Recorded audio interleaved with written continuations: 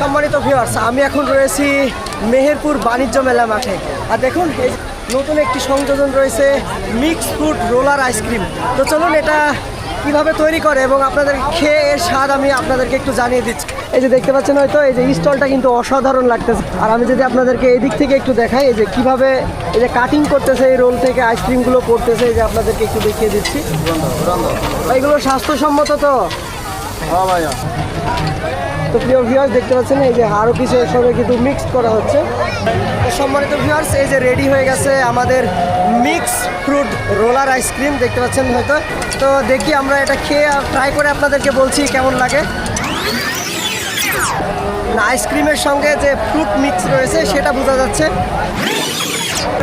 এক কথায় আইসক্রিমের সঙ্গে আপনারা ফ্রুট মিক্সার পেয়ে যাবেন।